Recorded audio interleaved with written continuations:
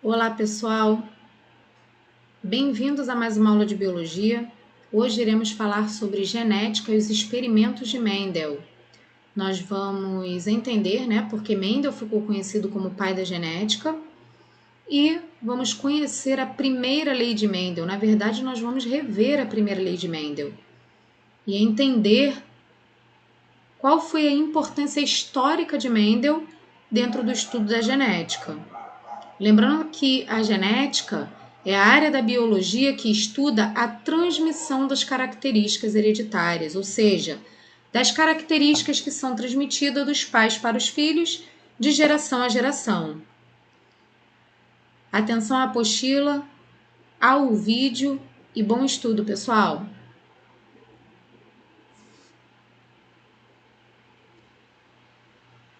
Como os pesquisadores contribuíram para o estudo dos genes? Bom, para o surgimento da genética, os pesquisadores eles contribuíram de várias formas, sendo Mendel o pesquisador mais marcante para a história da genética. Mendel ele foi responsável pela descoberta dos fatores que hoje nós sabemos que são os genes responsáveis pela transmissão das características hereditárias.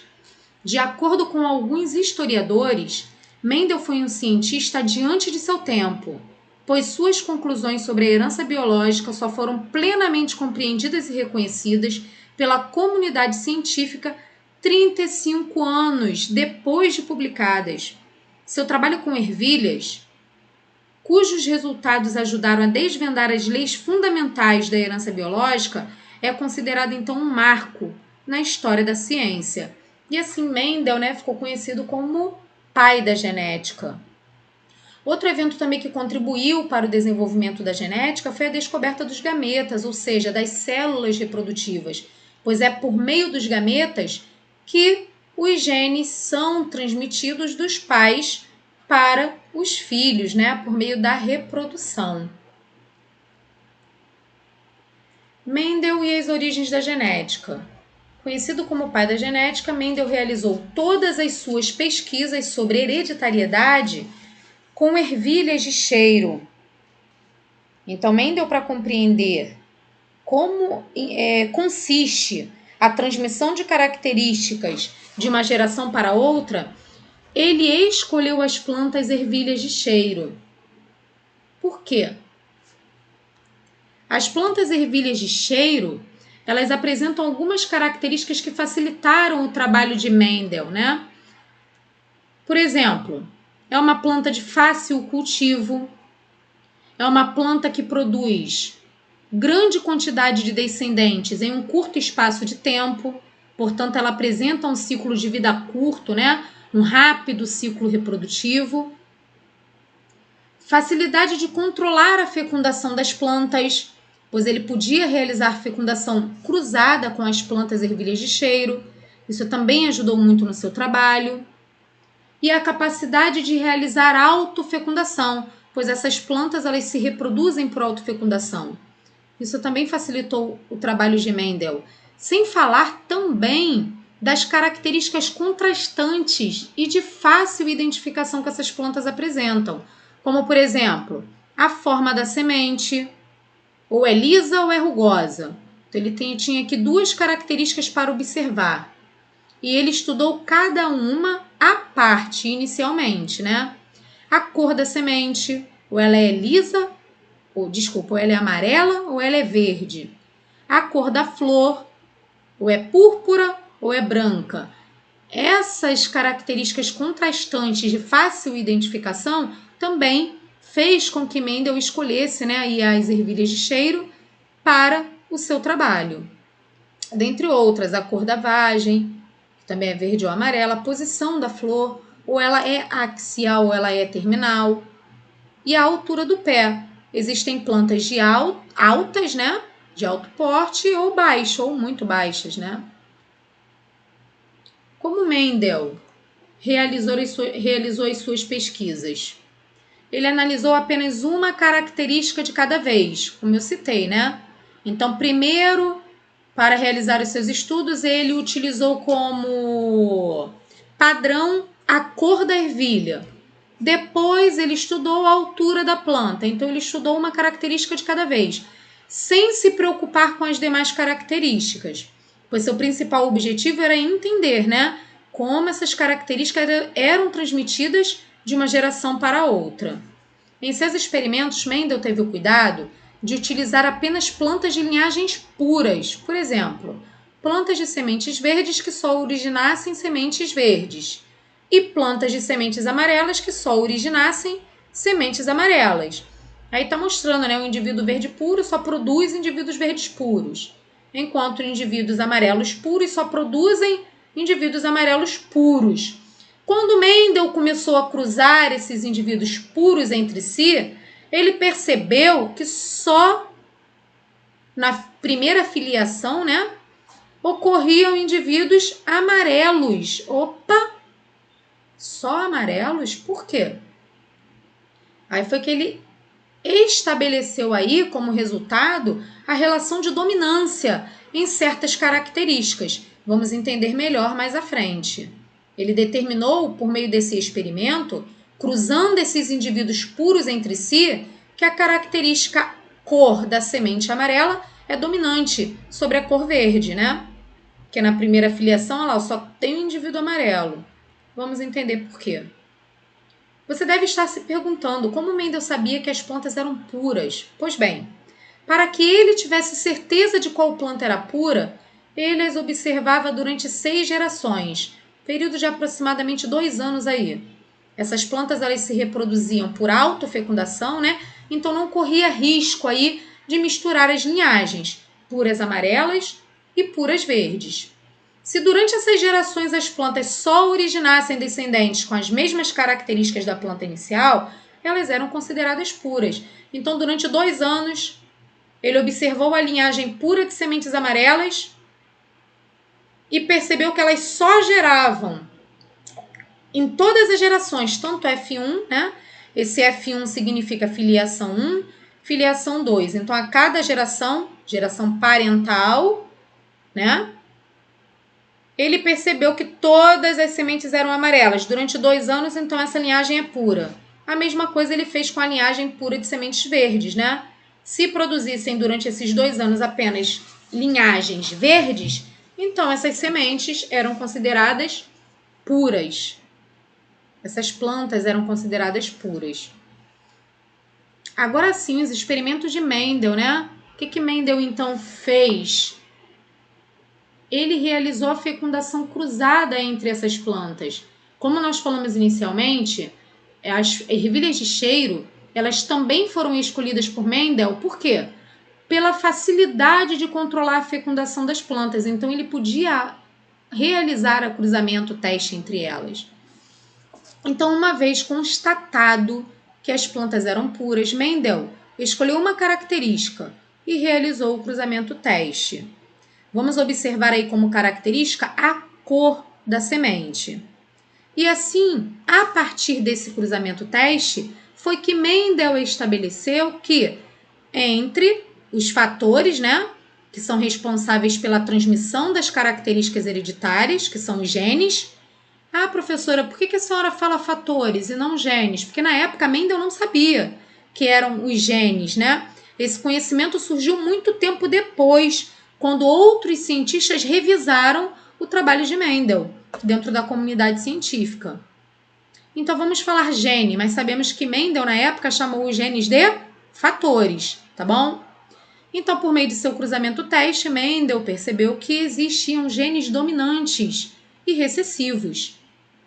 Na geração pura ou geração parental, eu tenho lá um indivíduo puro verde, foi cruzado com um indivíduo puro amarelo. Ele percebeu que na primeira filiação, na geração F1, por que é uma geração de híbridos? Porque agora as gerações puras, né, elas se intercruzaram. Eu não tenho mais uma geração pura, então eu chamo de híbrido. Houve uma recombinação genética aí, então eu chamo de híbridos. Opa, F1 são todos amarelos? Por quê, né? Mendel, para entender melhor essa questão, o que ele fez? Ele permitiu que essa geração de híbridos, que é a geração F1, se autofecundasse. E qual foi o resultado desse cruzamento? Ele percebeu que na segunda geração, a maioria dos indivíduos eram amarelos, mas 25% da proporção da filiação apresentava cor verde. Então, Mendel entendeu que, na verdade, a cor verde ela não sumiu na geração F1, ela apenas ficou em recesso, pois o gene que determina a característica amarela é dominante sobre o gene que determina a característica cor verde. Então, na geração F1, o gene que determina a característica cor verde, na presença do gene dominante, que é o Vzão, né? Como que fazemos essa representação em genética? Utilizando letras maiúsculas e minúsculas. A letra maiúscula representa o gene dominante. A letra minúscula representa o gene recessivo. Então, o Vzão, que é o gene dominante, ele impede que o gene recessivo manifeste suas características. Então, ele fica em recesso. Mas quando essas plantas se autofecundam, olha aqui um Vzinho. Quando o gene recessivo ocorre em dose dupla, ele consegue expressar as suas características, manifestando aí a cor verde, certo? Observem que nos indivíduos heterozigotos, o que é isso mesmo, professora? São híbridos, né? Então, esses indivíduos ele tem o gene que determina a cor amarela, por isso eles são amarelos. Amarelo é dominante, mas eles carregam no seu genótipo, no seu conjunto de genes, o gene que determina a cor verde, né? Mas por que ele não é verde, ué?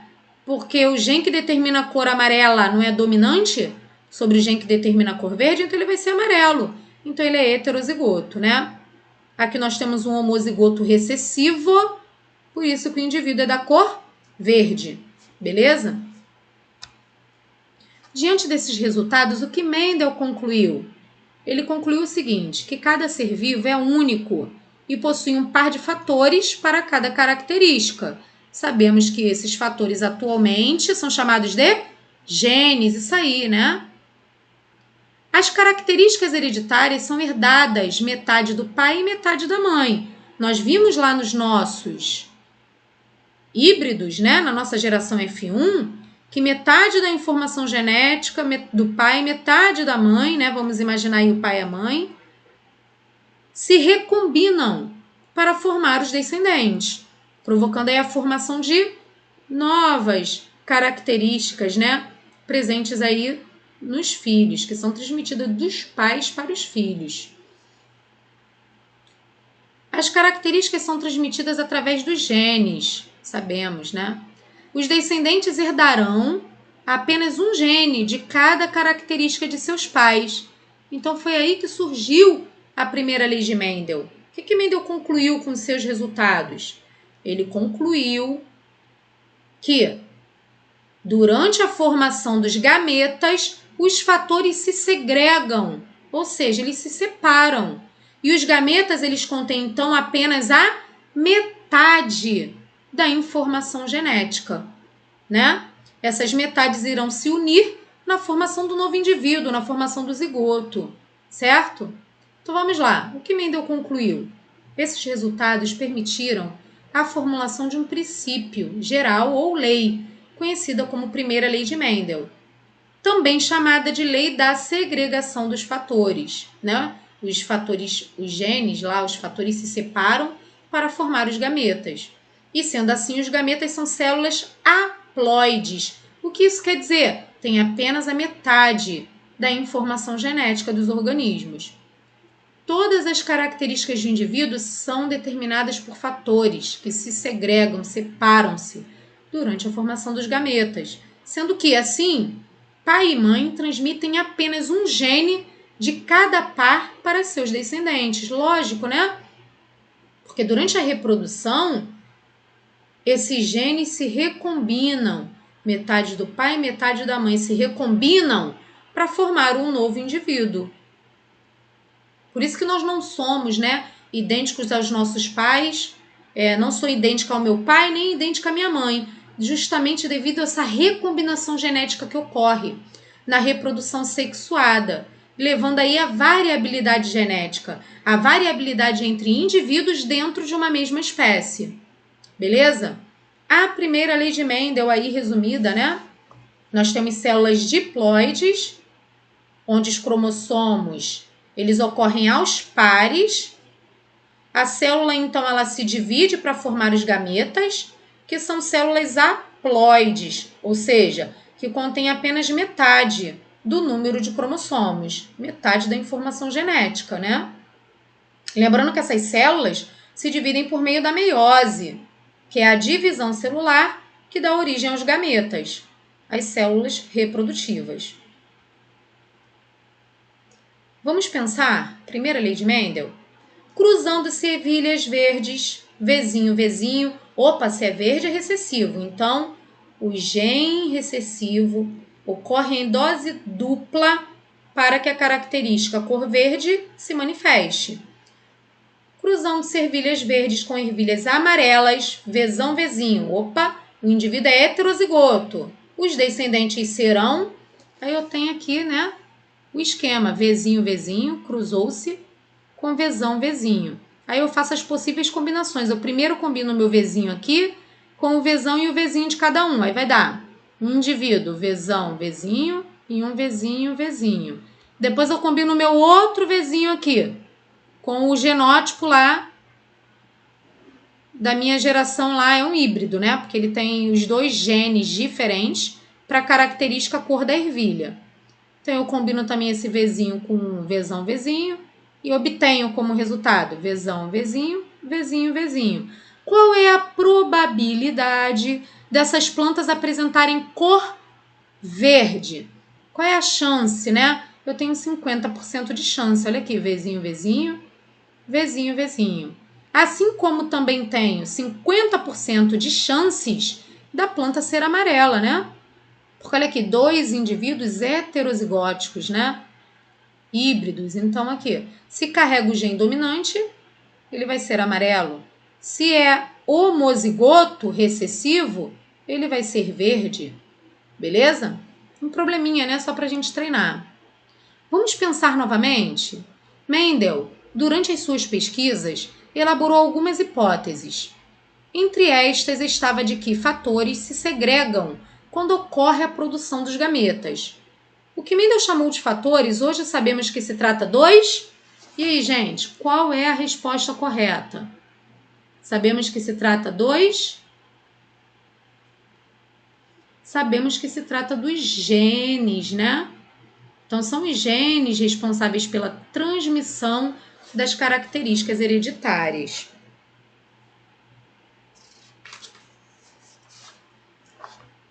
Letra B.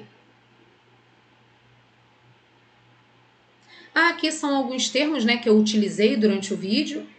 Coloquei um resuminho aí só para vocês relembrarem também. Então, os genótipos são os conjuntos de genes. Eu dei para vocês aqui 3 possíveis genótipos. Um dominante homozigoto, um recessivo homozigoto e um heterozigoto, um híbrido.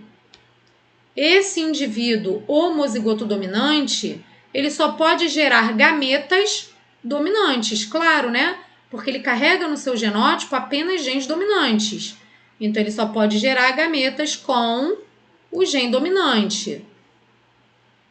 Esse indivíduo homozigoto recessivo, ele também só pode gerar gametas cujo o gene é recessivo, porque ele tem no seu genótipo apenas genes recessivos, né? Para determinada característica. Vamos imaginar que esse genótipo corresponde à cor da semente, né? Agora, esse híbrido, ele tanto pode gerar gametas com o gene que determina a cor amarela, como ele pode gerar gameta com o gene que determina a cor verde. Professora, no gameta nós não vamos encontrar esses 2 genes juntos? Não, porque para a formação dos gametas, os fatores se separam, eles se segregam, né? Então, apenas o gameta ele vai receber apenas um fator de cada par, beleza? Para o indivíduo homozigoto, os genótipos são iguais, por isso que é homozigoto, né? Os genótipos são iguais. Os genes que formam o genótipo, na verdade, né, são iguais. No heterozigoto, eu tenho 2 alelos diferentes em um genótipo. Olha lá. Manifestando aí uma característica. Suponhamos também que seja a cor da semente. Né? Vamos continuar com a mesma linha de pensamento. Genes letais é uma das variações encontradas na primeira lei de Mendel. Né? O que é um gene letal? Gene letal é um gene que, quando presente, provoca a morte pré ou pós-nascimento, ou produz uma deformidade tão grave que levará o indivíduo à morte. Né? O próprio nome já sugere, gene letal, porque leva à morte. Então, são os genes que podem ser, né, dominantes ou recessivos, que provocam a morte dos indivíduos. Podem ocorrer no período de vida embrionária, ainda no desenvolvimento do embrião, né, ou na fase pós-natal. Mas é mais comum antes de o indivíduo se tornar adulto. Então, geralmente, esse indivíduo, né, que apresenta um gene letal, ele nem chega à fase adulta. Muitas vezes, quando nasce apresentando um gene letal, ele morre. Tá bom? Quando acontece de nascer, ele morre. Um dos casos mais expressivos de genes letais foi estudado em 1905 pelo geneticista francês Lucien Queneau. Ele observou que cruzamentos entre camundongos, considerando a cor do pelo, que é determinada por um par de alelos com relação de dominância, não davam os resultados esperados de acordo com as proporções mendelianas. Por isso que eu falei, né, que é um exemplo de variação, que não acompanha fielmente as leis de Mendel.